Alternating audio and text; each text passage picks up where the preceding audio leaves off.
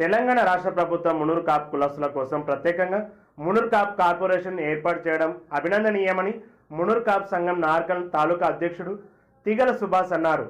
ఈ సందర్భంగా సోమవారం నార్కల్ జిల్లా కేంద్రంలోని మునూర్ కాపు ఫంక్షన్ హాల్లో ముఖ్యమంత్రి రేవంత్ రెడ్డి, ఎమ్మెల్సీ కూచుకుల దామోదర్ రెడ్డి, నార్కల్ ఎమ్మెల్యే రాజేష్ రెడ్డి చిత్రపటాలకు పాలాభిషేకాలు నిర్వహించారు. అనంతరం మునూర్ కాపు సంఘం నాయకులు మాట్లాడుతూ సుదీర్ఘకాలంగా మునూర్ కాపు కార్పొరేషన్ కోసం ప్రభుత్వాలను విన్నవించిన ఫలితం లేకుండా పోయిందని, అధికారంలోకి వచ్చిన కాంగ్రెస్ ప్రభుత్వం ముఖ్యమంత్రి రేవంత్ రెడ్డి 3 నెలల లోపలనే మునూర్ కాపు కార్పొరేషన్ ఏర్పాటు చేయడం అభినందనీయమని అన్నారు.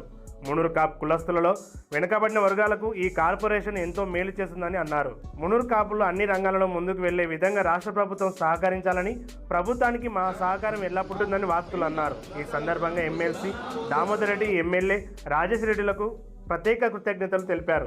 ఈ కార్యక్రమంలో ప్రెసిడెంట్ తీగల సుభాష్, సెక్రటరీ పాలమూరు సతీష్, జగదీష్, ప్రవీణ్, పాప, మున్సిపల్ కౌన్సిలర్ తీగల సురేందర్, పద్మ, వెంకటయ్య, నీరంజన్, మునూర్ కాపు యూత్ సభ్యులు, సంఘం సభ్యులు తదితరులు పాల్గొన్నారు. తెలంగాణ రాష్ట్ర ప్రభుత్వము మునూర్ కాపు కార్పొరేషన్ను ఏర్పాటు చేసినందుకు నాగర్ తాలూకా సంఘము మరియు జిల్లా మునూర్ కాపు సంఘము తరఫున ప్రభుత్వానికి కృతజ్ఞత తెలియజేస్తున్నాము.